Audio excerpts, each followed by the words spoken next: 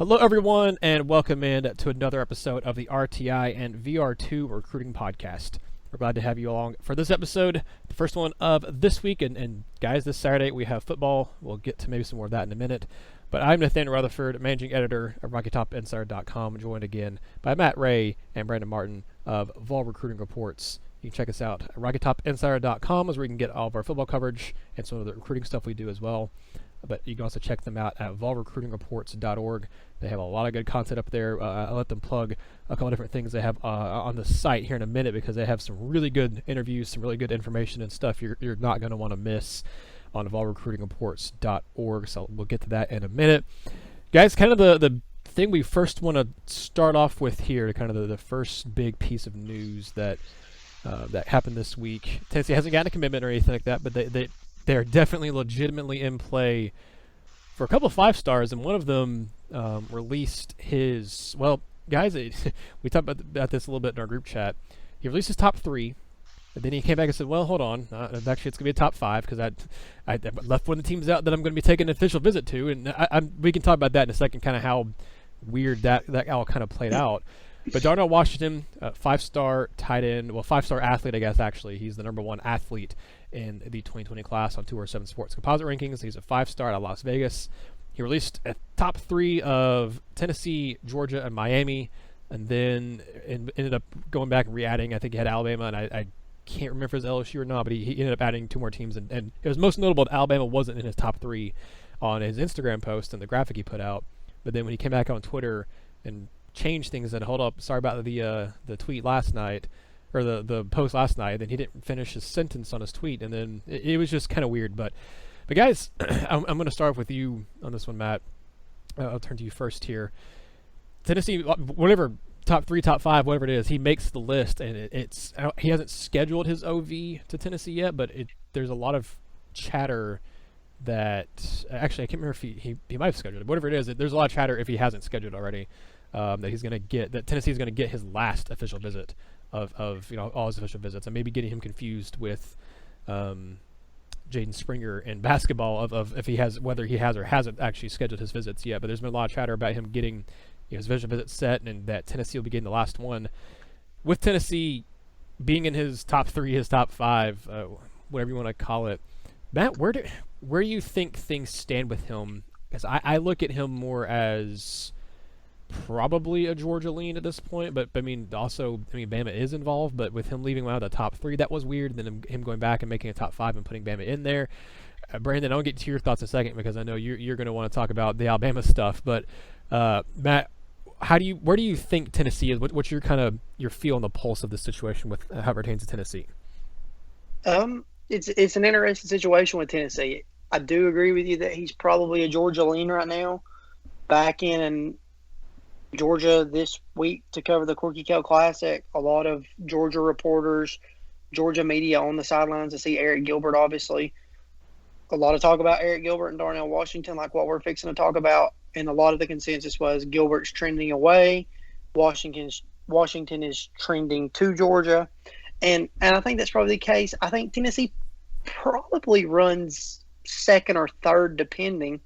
An interesting dynamic that I was thinking about this past weekend when Florida played Miami, who also made the cut and stayed in the entire time, and all the weirdness that went on. Miami has a tight end that they really just utilized heavily this past Saturday against Florida on national television, from Bishop Gorman, from Las Vegas, and they're selling that to him. There's a lot of Nevada guys down there.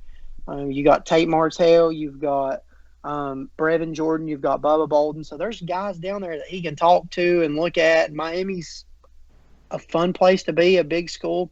So I think it's right in there 2 and 3 with Tennessee and Miami. And I've always heard quietly that Alabama is in it for him. So I was surprised to see them out of it, and then was kind of shocked when they came back in it 8 hours later.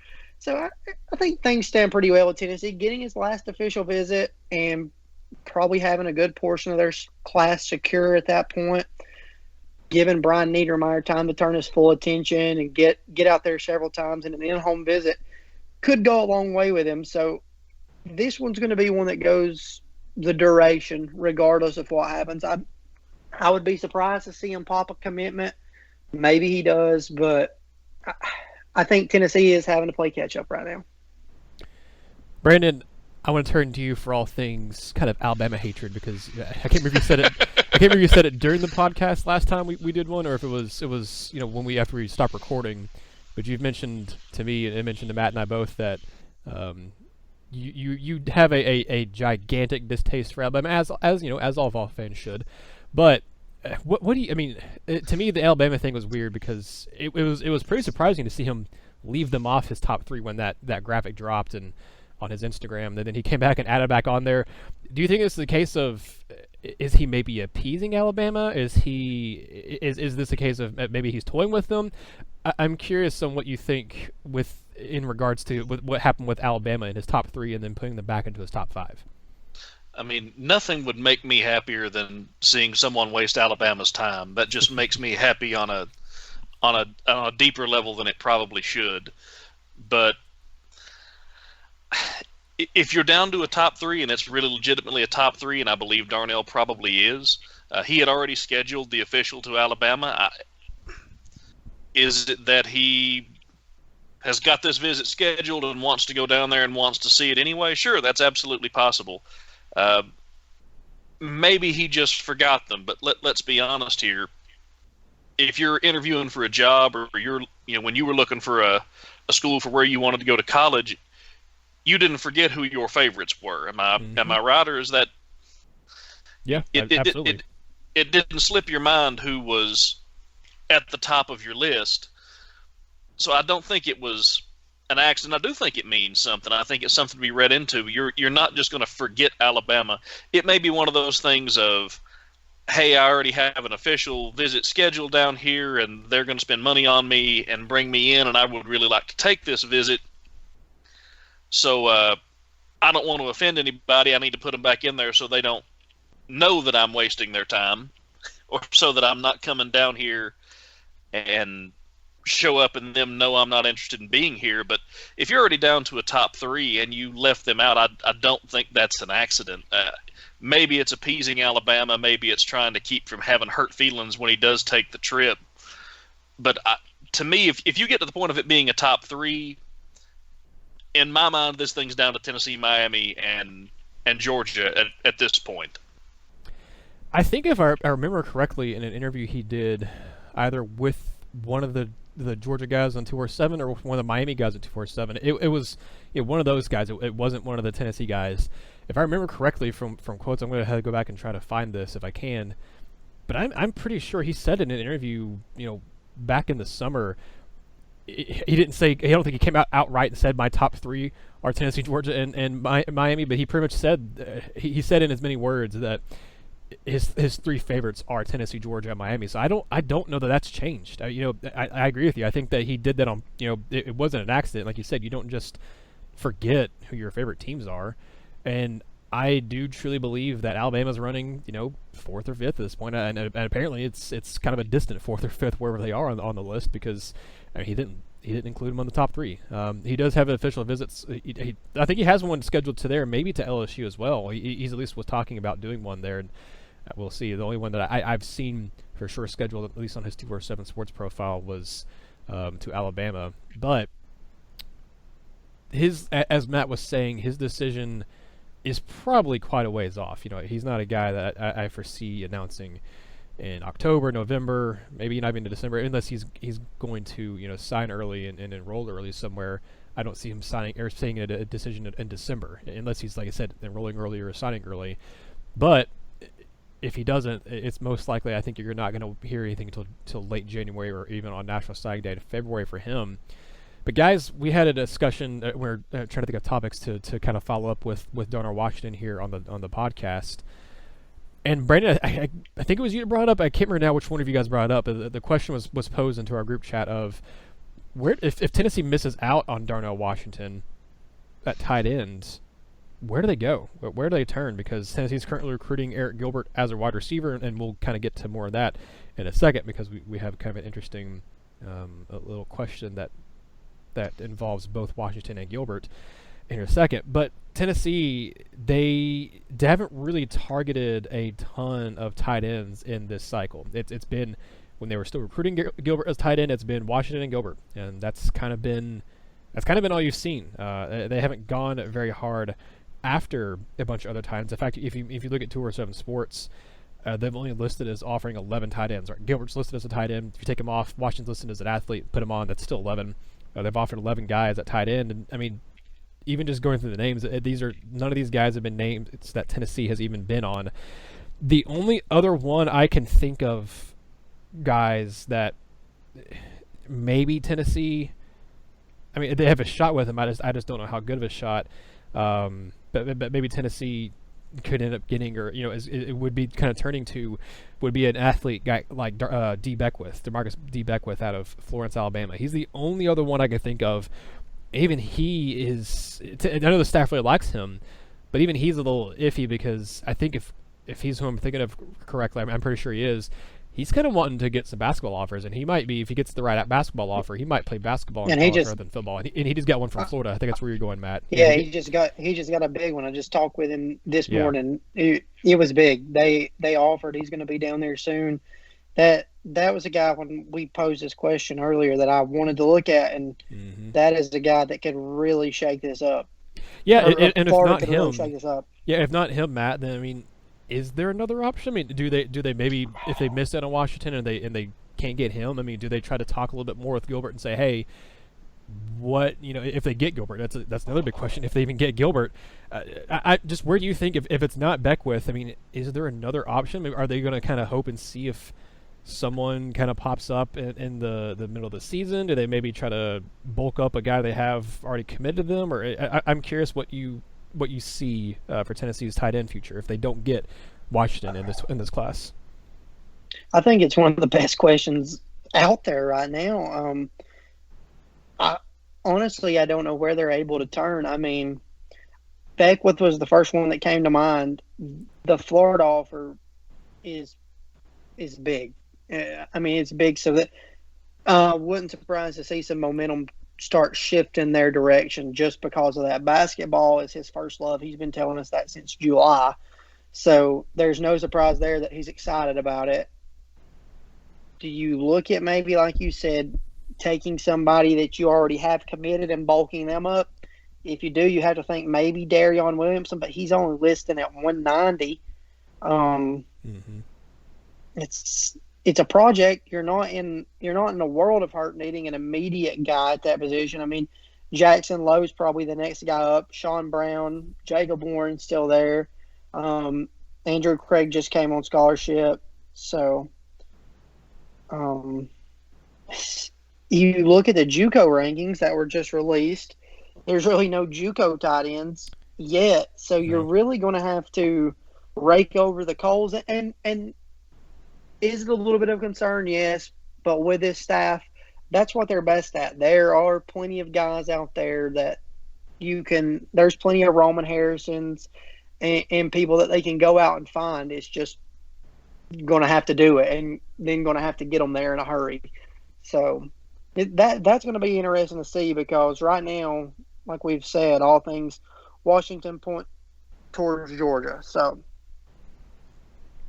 I don't really have a good answer for you. Yeah, Brandon, I can't remember if you were the one that brought it up in the group chat or not, but I'm curious in your thoughts on it, because I mean, like Matt said, I mean, there just doesn't seem to be a lot of guys in this class that, I mean, really fit that bill. And Tennessee hasn't. I don't think it's a particularly deep tight end class either. I don't think it's just a thing of Tennessee has been kind of putting all their eggs in the Washington basket. I just don't think there's a lot of tight ends that Jim Chaney and Brian Niedermeyer and Jeremy Pruitt have identified as, hey, these are guys we think can make an impact in Tennessee. And why roll the dice and bring in someone when you brought in two guys last cycle to play at tight end. So do you think that Tennessee maybe looks as a transfer route? And I'm curious, I think you were the one that brought up the question, if your thoughts on this situation. I think you've got a few different options you could look at. Transfer is definitely going to be in play. First of all, if you get Washington, of course, that's your tight end. But if you're not going to be able to land him, another part of it becomes, how much do you like Jackson Lowe? Because Jackson Lowe was in the 2019 class, 4-star tight end, very, very highly rated. He's going to be a freshman this year. He's going to get to play and learn behind Dominic Wood-Anderson. I fully expect him to be the number 2 tight end. He is a very, very good athlete. He looks almost like a big running back with the ball in his hands.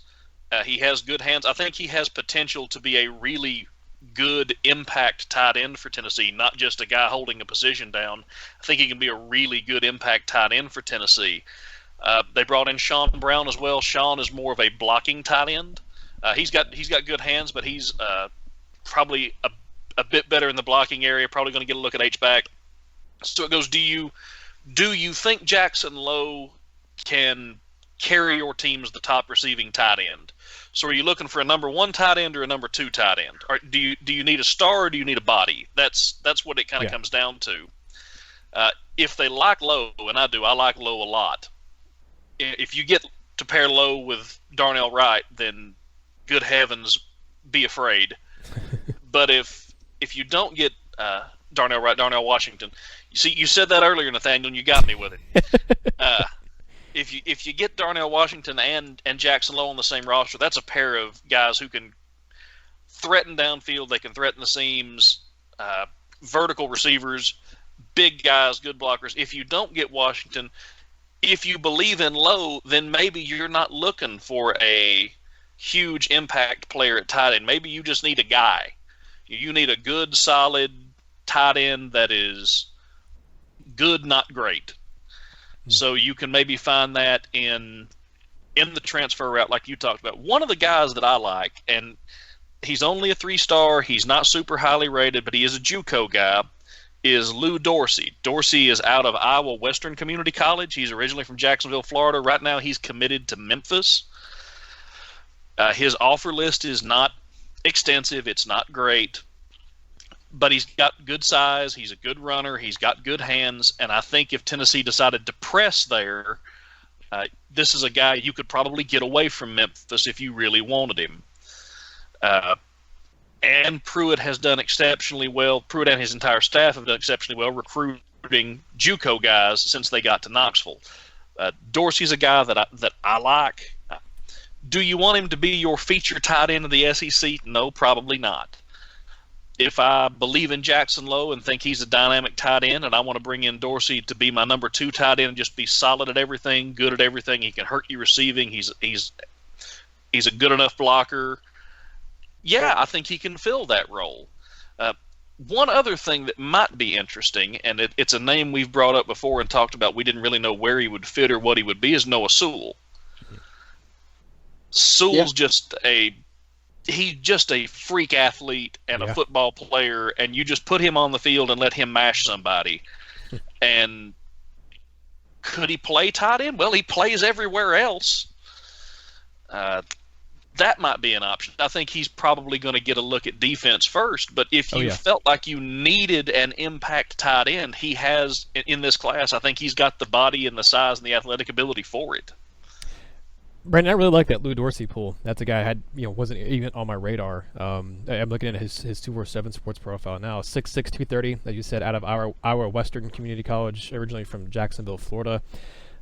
He's not rated super highly as far as overall, but he is on the 247 sports composite, the number 2 JUCO tight end in the country. Number 1 actually by their 247 sports rankings.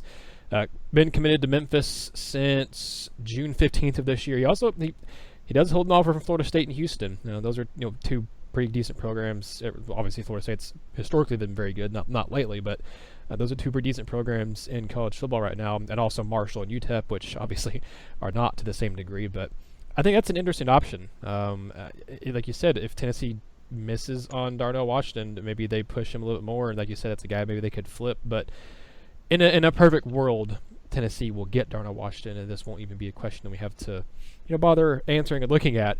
But speaking of that, actually, that kind of leads, I think, pretty perfectly into the other main topic of conversation that I posed to you guys in the group chat, that I still don't know exactly where I fall on this, actually, from watching both guys' films and seeing what these guys do. I think both Darnell Washington and Arik Gilbert are potential program-changing prospects. As you know, whether it's at Tennessee, whether it's at Georgia, Alabama, wherever it is, Miami, LSU, wherever these guys go, wherever they commit and sign to, they're the type of freak athlete that as long as they stay healthy and as long as they have it between the years, they should be a 3 years and gone, and they've achieved all conference, maybe even all American status at some point when they've been at their school. I think both these guys are potential program changing athletes, but I don't know that any school is going to be able to get either of them, both of them in the same class. I think if the school's going to, the one that stands the best chance of doing it,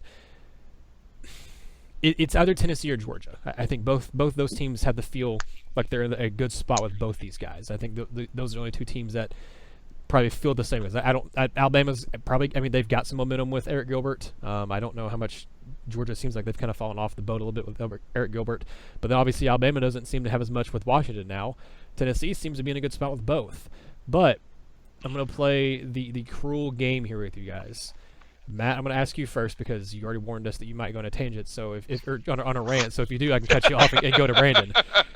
But Matt, if you had to choose just one to get in Tennessee's, not saying that which one you think that Tennessee's most likely to get, if you had to choose, you personally, just one for Tennessee to get, which would you choose? Darnell Washington or Arik Gilbert? First of all, let me back up what you said with both of these guys have the potential and the ability to be the face of a program, change the program, and be 3 and done. I think that goes without saying. For me, it's a pretty easy, and it's not just because I've been around Gilbert more in person, watched him more in person. I've saw Washington, I've saw Gilbert. It's pretty easy for me to pick Gilbert just for the simple fact of what it does for Tennessee in so many different levels. If you get Arik Gilbert out of Marietta, that pipeline is laid from now until the end of time that Jeremy Pruitt is there. That's the biggest name to come out of that school probably ever, I guess. You have that connection forever. Now, looking past that, back to the field, in my personal opinion, I've wrote about this before. I've said this before. I've said this on different podcasts before that I've been a guest on. In my personal opinion, Arik Gilbert's the best player in the country. Yeah. And it goes without saying. I've talked to multiple other people that have watched him since he was a freshman. There's not kids out there that can do what he does at his size every night against some of the best, most consistent competition in the country. And I've thought about this. He's 6'5". He's 250 pounds. He can stretch the field. Played running back the other night at Marietta. Made a jump cut that the starting running back couldn't have made. And the starting running back's was a 4-star at one point. Kamani Vidal committed to Troy. So, he is the definition of a freak athlete. He changes the whole complexion of your class. He changes the whole complexion of your program. He is an excellent blocker. People don't see that. He's a team-first kind of guy. He is able to just do so many different things. And if you flip him over to the defense, for some odd reason, if you flip him over to defense, he's still a 5-star defensive end. I saw him play defensive end last year. Saw him play defensive end his sophomore year before I was even doing this. He is that good. He is that good of an athlete. He's just a football guy. He gets it between the ears. He is breaking down film. He is working. He's working with some of the best trainers in the country. He is the equivalent of a college junior right now.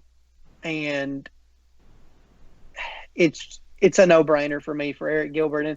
And that's not a slide at Darnell Washington. Maybe he does all this other stuff. Maybe I don't see it as much. But I just know the way that Gilbert can change a game. And if you flex Gilbert out wide, you're going to have to bracket him. If you bring Gilbert in and he puts his hand in the dirt at tight end for you, the linebackers and the safeties have to be terrified. They have to play on their heels. They can't play run first regardless of the situation, because if you give this kid a step and he gets open across the middle, he is gone. People were concerned about 40 time playing a wide receiver. Just come watch Arik Gilbert play and let his game speed take over, because 40 times are great and there's a lot of technique to them and it's a great measuring tool, but game speed is where your money's made. Mm-hmm. So, I won't ramble on anymore. It's Gilbert. All right, Brandon, we didn't have to cut him off. I'm proud of you, Matt. But Brandon, what is your answer on this one? You can take Gilbert. You can take Washington. I'm going to frame this argument with, I'm not sure either of these guys is human. I think they might both be the next step in our evolution. They're both incredible athletes. The way I'm framing this, and you're not a nice man for asking this question. I've spent a lot of time trying to figure out my answer to this, and this is what I settled on, and this is how I'm going to frame it. I think that if I'm Tennessee, I take Arik Gilbert, and the biggest reason for that is Tennessee needs a wide receiver worse than they need a tight end in this class. Mm-hmm. And I think Gilbert can be a good wide receiver. I know people are concerned about his 40 time, like Matt has mentioned, and all that. That's fine. You can be concerned about his 40 time. Some of the guys that have been covering him in high school have run faster 40 times than him, but they have this nasty habit of being about 5 yards behind him on Friday nights. So, you can tell me you're faster than him. That's cool. Just keep telling me that while he runs by you. I think he can be a good wide receiver. I think Jeremy Pruitt wants these big receivers. I think that's something he and Chaney both like. And so if I'm Tennessee, I'm taking Gilbert because I think you need an impact wide receiver in this class more than you need an impact tight end. I think Jackson Lowe can be that, but Tennessee's losing so much production at wide receiver. And I'm with Matt. I truly believe Gilbert can play wide receiver and play it at an extraordinarily high level. And Washington is a tight end. Well, I think he's a tight end. He could probably play defensive end, defensive tackle. He could probably play whatever he wanted to. At that size, I'm not going to tell him he can't do anything. But I think Gilbert is probably the better fit for what Tennessee needs right now. And we've talked about this. You asked Matt who might have a shot at being able to get them both. I'm trying to back off. This is not being a homer. The orange-colored glasses are off. If you're talking about a team that has a chance to land Gilbert and Washington, if a team could get them both, I think it's Tennessee, strictly because they want Gilbert as a wide receiver, and that would allow Washington to play tight end. Anybody else, you're trying to recruit them both to the same position. Tennessee wants Gilbert as a wide receiver. I think that you have the legitimate chance to put both of them on the field together. Nobody is fighting for snaps with the other one. And I think that's important. I think that gives Tennessee an edge there, but it does sound like Washington's currently a Georgia lean. But out of the two, I'm taking Gilbert because I think he fits Tennessee's needs better right now, but they are both absolutely incredible players. Let me say this, Brandon. Sorry, go Nathaniel. Just what you said about Tennessee having the best chance. I probably agree with you on that, Brandon. I think Georgia's right in there because I think Georgia could open the door back. But you talk about Tennessee wanting Gilbert. Tennessee was the first school to want Gilbert at wide receiver. I think every one of these other schools that are involved absolutely take Gilbert at wide receiver. Oh, yeah. But now it's one of those things like you've recruited him as a tight end, you recruit him as a tight end. Tennessee made this pitch to him. He heard the initial pitch. He loved it enough that he was willing to say, I'm playing wide receiver at the next level. So now these other schools have to try to gear towards that, look at their class. So you look at Georgia, they've already got 3 wide receivers committed. Now, could one of those receivers play out?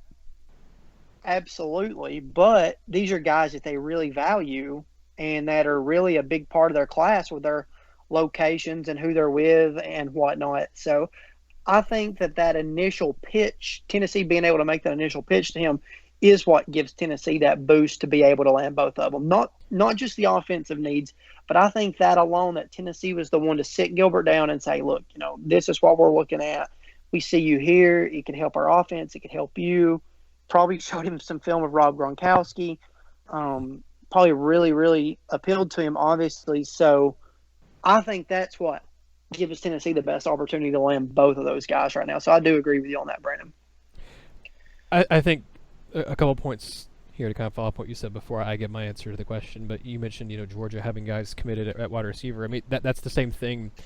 A reason why I'm not sure how much I believe kind of the talk of Alabama being as maybe as big of a player for Gilbert as maybe Georgia or maybe Tennessee, because I mean they have some really good receivers committed to them as well. I mean they don't have they've got a bunch of really good receivers on their roster this year, and they're going to have more really good receivers on the roster moving forward. I mean, obviously I think Gilbert's good enough to come in and play over just about anybody. It doesn't matter who it is. I think he's good enough to come in and play over any other incoming freshmen or maybe even some sophomores and stuff on different teams. But as you mentioned there, Tennessee has a big need for receiver in this class, and they've been using that for a while. And now a lot of these teams kind of are pitching to Gilbert as coming to play as a receiver. But like you said, I mean, you guys had it first too. I mean, Tennessee has been given that recruiting pitch before anyone else has.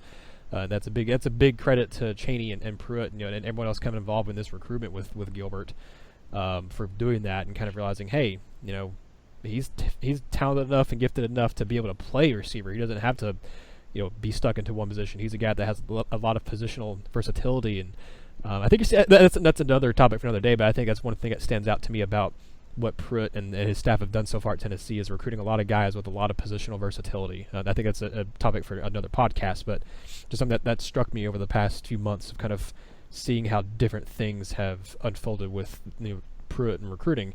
But another point I was going to make about Gilbert before I actually answered the question was, I mean, you guys were there. You guys, saw Gilbert playing when Marietta took on Rome in the season opener last week. I mean, he didn't play a single down with his hand in the dirt. He wasn't lined up as a tight end. He played receiver. As you said, Tennessee pitching to him made him realize, hey, I can actually play receiver at the next level. I can play receiver at college and maybe even get into the NFL as just a wide receiver, not as a Jimmy Graham tight end where it's confusion of whether or not he's a receiver or a tight end. He had to go through a whole legal process about the language of his contract and everything. Nope, Gilbert's a guy who can legitimately just be a wide receiver. And I think when I was thinking through all of this, as much as I am a big Darnell Washington fan, I think he is a freak athlete. Gilbert is too, and I think they're both. It's kind of a push there. I don't think you can say one is for sure a better athlete than the other one. I think they're both just absolutely physically gifted. They're guys who, I mean, they just absolutely stand out on film. They could be playing against high-end competition. They could be playing against whoever they're playing against. You automatically see them and go, hey, that is a high-caliber athlete right there. So I think that's kind of a push. When I look at need, when I look at what it could mean for the future of establishing a pipeline of future relationships, that's not to say that Washington isn't as important because he's out in Las Vegas. Tennessee's recruited out in Las Vegas. They're going to continue. Las Vegas sometimes and Nevada in general will produce some good talent. But that getting that Marietta pipeline is very important. They already have obviously Ramel Keaton at Tennessee. They have Harrison Bailey committed. They have B.J. Ojolari committed. They already have a fairly good pipeline established there. But if they get Arik Gilbert to commit and sign with them, I think that just hammers it home and puts it in permanent ink. Tennessee is going to set up camp there, and they're going to stay. They're not going to get everybody. They're not always going to get everyone they want out of that school, but they're going to be the school that a lot of those kids, grow up saying, hey, my teammate played there. Hey, my brother's friend played there. And they're going to know Tennessee because they're going to have 4 guys on the roster next year if they get Arik Gilbert to sign with them. And for those reasons, like I said, I think physically, I'm going to say they're a push. Just talent-wise, I think both Washington and Gilbert are pretty similar. They're both ranked about the same by recruiting services, both 5 stars. But I think when you look at what Tennessee needs from a position standpoint in this class, as y'all said, they have a bigger need at receiver than they do tight end in this class. That's not to say they don't have a need at tight end, but their need at receiver is just a lot bigger. And Gilbert just does so much different than what any other wide receiver Tennessee is currently recruiting or currently has committed or currently has on the roster. A thing that I thought of earlier today, guys, and it blew my mind to think about, and it got me. I try to keep pretty calm, with being covering Tennessee as for a few years now, like I have. I've tried to, kind of bury the fan part of me a little bit, just because, well, obviously, not just because I cover and try to be more neutral, but also because Tennessee has sucked and it's been easy to kind of defend him a little bit. But something that kind of stirred in me a little bit and kind of got that fandom part of me riled up a little bit earlier today was thinking, what if Tennessee, as a wide receiver haul this year in this 2020 class, gets Arik Gilbert, Rakeem Jarrett, and Jalen Hyatt? I mean, and that is, you want to talk about elite, you want to talk about 3 guys who can come in and play immediately, and 3 guys who could just have a huge impact as true freshmen. I mean, I would put that up against Alabama's receiver class as maybe the best in the 2020 cycle. I'd put that against a handful of NFL receiving corps. I mean, those. I'm going to give you the name that I keep coming back to when I look at Gilbert, and I have tried. There are certain guys that I have watched when watching football, and I'm like, I don't ever want to compare anyone to this person because it's not fair. But there is one name that I keep coming back to with Gilbert, and I'm curious if you guys agree, but Calvin Johnson, that's who he looks like. That's who he looks like. He has that size. He's so much bigger, faster, and stronger than everybody else on the field. He runs good routes. He's able to go get the ball. He does everything. And he's so smooth. You don't see athletes that smooth at his size. And that's who I keep coming back to. He looks like, and this is terrifying, a slightly bigger Calvin Johnson. And at 6'5", what does he weigh, Matt? What's his weight at right now? Probably 250. If I'm thinking what he told me was right on Thursday night. I think 250. Corner covers that. What corner in the SEC do you put on him and he goes, I got this, with his size and his strength and his speed? And if you do catch him, at this point, it's like a dog chasing cars. Once you catch him, what do you do with him? Getting him down is something completely and totally different than just catching up to him. Just get a bite at the tire. Yeah, and just hope for the best. You pair that with a Rakeem Jarrett, who Tennessee realistically could land, and Jalen Hyatt, who they already have in the boat. And I love Jalen Hyatt. I loved him from the first time I really got to look through his tape. He blew me away. But did y'all see the show he put on against Mallard Creek? Yeah. Great day. That was something we didn't get to talk about a whole lot in the last podcast that I want to touch on, but we just had so much other stuff to talk about. But man, he didn't just, I mean, the highlights of the games, the plays he made for his touchdowns, it wasn't about his speed. I mean, he made some great catches in the back of the end zone. I mean, he was showing off his leaping ability. That's something that when we talked about, I think the very first podcast we did when we were partnering up with you guys at VR2, Brandon, you were talking about, he's more than just a speed guy. He's got good route running, but he's an athletic kid who can jump and leap. And I mean, that was on full display. I mean, he was a red zone. You wouldn't expect it just looking at his height and weight and stuff for him to be a red zone mismatch nightmare. Man, he was. They could not cover him in the red zone of that game. Well, and he arrives with the route tree that he's got. I think he's got the best routes in the class of anybody. I think he runs the best routes of anybody in this cycle. They are, for a high school receiver, they are teaching tape. He's going to get to Tennessee and be a better route runner than most of the wide receivers they have on the roster when he gets there. You pair that with his size and his speed and his hands and his attitude, and then imagine putting that on the other side of Arik Gilbert. Oh, by the way, Ramel Keaton's already on the roster, and you could land Rakeem Jarrett. Y'all have fun with that, because that's as good a wide receiver core as Tennessee has had. Early 2000s. Yeah, Patterson, Hunter, and maybe that group. That was pretty solid. But I mean, you've got a group, but there, not all the way through. Right. I mean, you've got a group there that's definitely very, very good, very talented, but I don't think they were that good that deep, because it was, you had Hunter and Patterson, or Hunter and Rogers, Derek Rogers, and then you had Zach Rogers as the third receiver, and then after that it sort of dropped off. And I mean, no disrespect at all to Zach Rogers, what I'm about to say, but you're talking about having a potential. You could potentially have Jalen Hyatt or Ramel Keaton as your third wide receiver. Like, think about that for a minute. We've not had that kind of depth and that amount of playmakers on the edge. We've had some times we've had a pair of guys that were really, really good. Jennings and Malone come to mind. Yep. But that caliber of player, that deep, and Tennessee could realistically land all of those guys. That is astounding.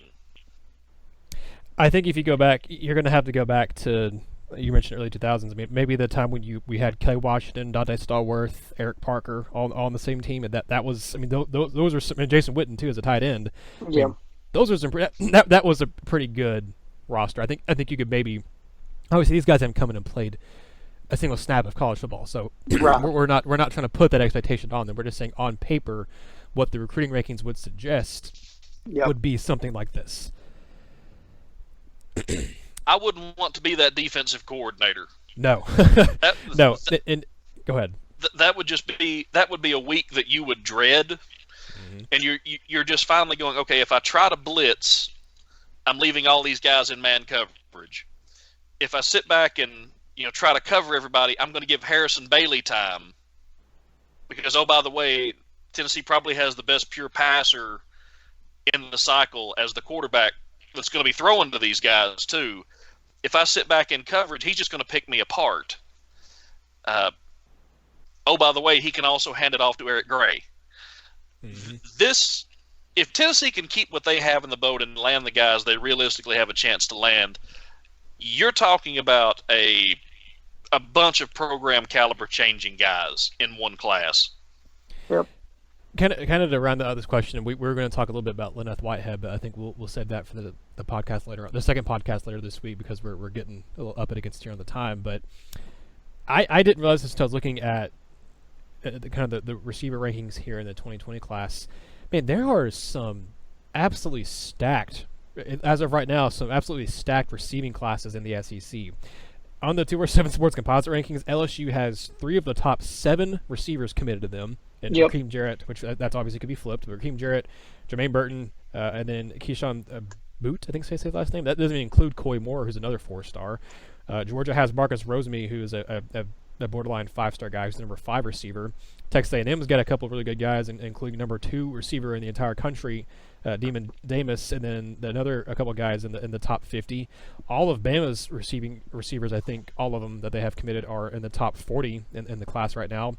Auburn's even got, Auburn, as much as they've kind of sucked passing the ball lately, they've got a couple really good guys in Kobe Hudson and Xavier Capers who are And high 4-star guys. and committed. JJ Evans. JJ Evans. Yeah, I just went down and saw him too. He's also committed. I mean, that's also just the top 45, top 50 guys at the receiver position. That's not even including. Jalen Hyatt's a borderline 4-star guy in the composite rankings, and he's a number 75 receiver. This is a deep receiver class in this cycle. But there's some absolutely stout receiving classes in the SEC this year. I was saying Alabama's might be the best. Heck, I might have to go back and retake that. I think LSU might obviously have the best one. That's even if they don't keep Raheem Jarrett, they still going to be close. I think they're right there. They still have two borderline 5-star guys, and then Kobe Hudson, who is a legit baller. So man, you've got some really, really, really good receiving classes in 2020 class in the SEC right now. That's 10 years ago, that wouldn't have been the case. The SEC was still more of even 5 years ago, SEC was still more of a running heavy. They had some pretty good quarterbacks. There was a year there where there was some really, really good quarterbacks in the SEC, and they're all kind of came out at the same time. And there's still obviously some very good quarterbacks in the SEC, but this might be an unprecedented receiving haul in the SEC. And you come back to need with what Alabama has this year, talking about Gilbert, with need what Alabama already has this year at wide receiver, with 1 tight end committed, likely to take 2 if Washington came. I do believe they would take 2. But you look at need, Georgia landed Dominic Blaylock and George Pickens last year to go along with Marcus Rosemy, who's obviously not coming out of the class. It's not Deion Colsey, I don't think. It's the other kid from Athens Academy. I can't think of his name. Anyways, they have another top 300 guy, and then they have Corey Wren, who they really like, who's one of the fastest kids in the country. And you flip down to Alabama, they have their entire receiver haul and what they have on the field already. You look at need, and you're talking about all these classes.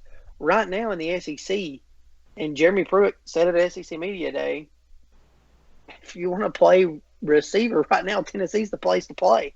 Mm-hmm. They are the program that is trying to get that build up, so you're almost guaranteed some form of playing time, especially with what they have leaving. So it's going to be interesting to see how they finish out this class. So. Yeah, Tennessee has the potential. We've been asked this in our mailbag. I know you all been asked this before, different stuff. I think we've even been asked this maybe for the podcast here, but really Tennessee's recruiting success this year, more than definitely I think more than last year, is going to depend a lot on the success on the field. And I think year in and year out that kind of gets overplayed a little bit with teams. You know, people say, well, if Tennessee wins this game, that's going to help with this recruit. If Tennessee wins that game, it's going to help with this recruit. I think that gets overblown. I think in some years the difference between a win or loss here and there isn't going to move the needle a ton with recruits. But I think this year it'll be a difference if you go 6-6 compared to 7-5. I think that's gonna speak a lot to guys like, Arik Gilbert, Darnell Washington, Savell Smalls, Noah Sewell, Rakeem Jarrett. It's going to be, I think if you go 6-6, you're maybe hurting to get some of those guys. If you go 7-5, I think it's enough progress from last year, especially if those 5 losses, not many of them, probably maybe just Alabama, maybe just to Georgia too. But if you look a lot more respectable in those 5 losses, I think that's really going to show recruits, hey, they're turning the corner. I go there and help out. I can help them turn the next corner.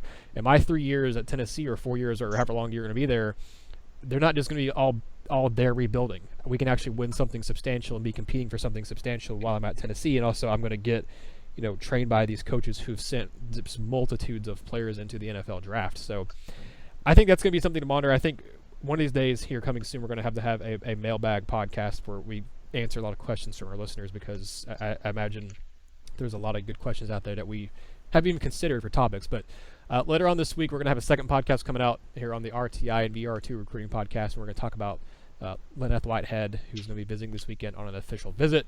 He is a 4-star athlete who can play on both sides of the ball, and we'll have some more information on that moving forward. But be sure and check all our social media stuff out. We're at RockyTopInsider.com. Rocky Top Insider on Twitter, Instagram, Facebook, and YouTube. They are VolRecruitingReports.org, and you can find them at _VR2_ on Twitter. And Matt, I understand that you have some stuff you want to plug, and it's some very good stuff. Y'all have done a couple interviews, and I know there's one in particular with Tennessee commit Harrison Bailey that I know you're going to want to plug. Yeah, so this week we released the video interviews with Arik Gilbert and BJ Ojulari from the Corky Cal Classic. Videos about 3 minutes apiece. It's on our premium content, so you'll want to check that out. Gilbert talks a little bit about recruiting, a lot about his game, the Corky Cal, a good bit about Tennessee, and then Ojulari talks about his recent commitment, and we kind of look at the final 2 weeks leading up to things, and it was a lot closer than it seemed. He talks about Brian Niedermeyer being able to sway things with him. So you'll want to check that out on him as well. And then the interview with Harrison Bailey, if you follow recruiting, you're really going to want to read this one. Bailey was very chatty coming off a 19 of 30 performance for 366 yards and 5 touchdowns on Thursday night.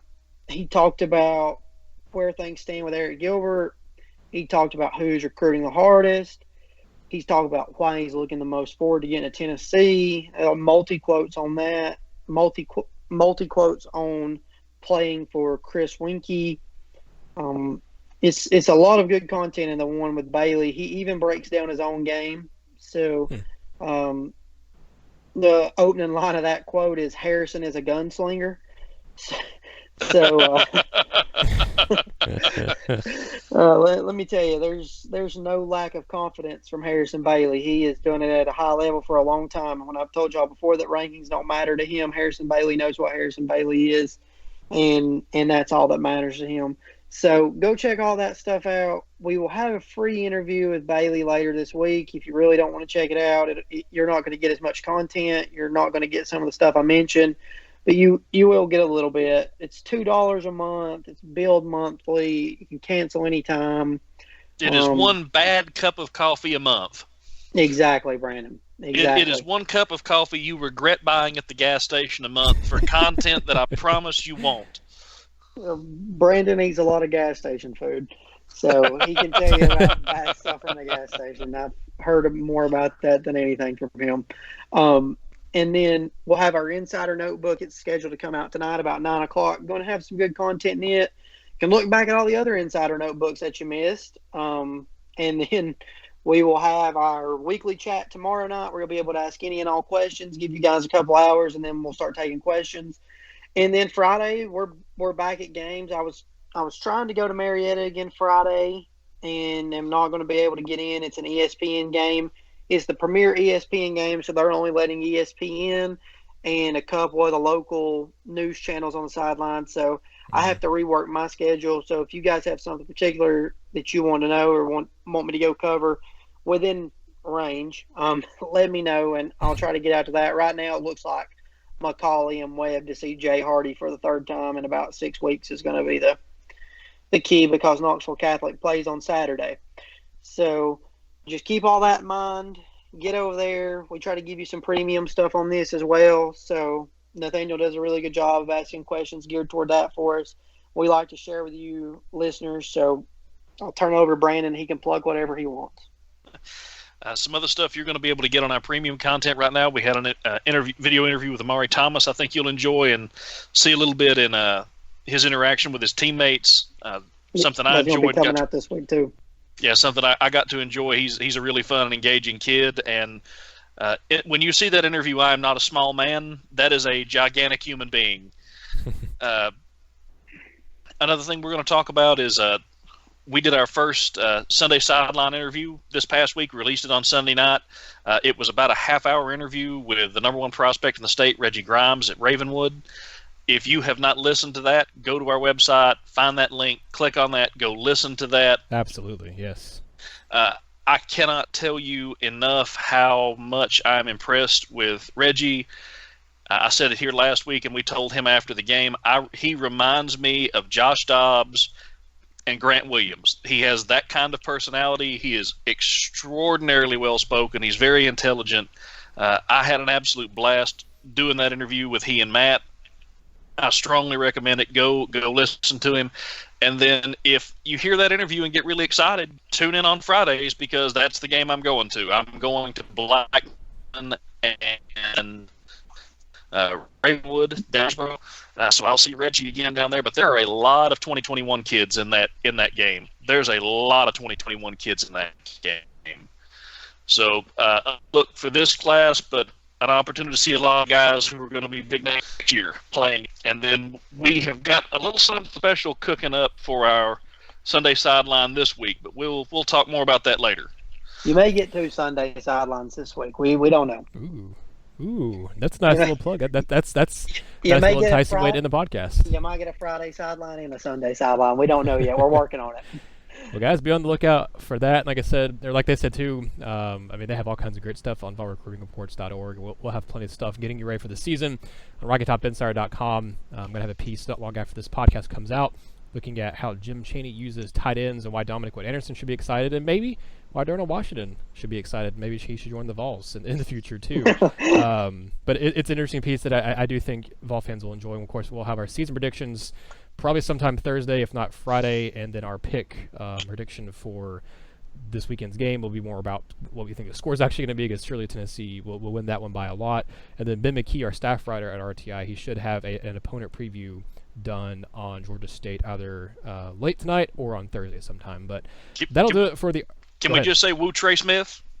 Because yes, that was great. So and ecstatic to see him back. Yeah, the reason we didn't get to record we're originally going to record the podcast on Tuesday night, but then the Aubrey Solomon news dropped at around the time we were kind of shooting to go ahead and start recording stuff. So that kind of changed plans a little bit for us and for everybody, really. So that was great news. And then Trey Smith getting cleared to play was really good news, too. Tennessee's gotten back-to-back nights of good news. Obviously, the Bryce Thompson stuff puts a little damper on that, but I do think there's been more good news than bad news for Tennessee lately. Even but better I'll do news it for...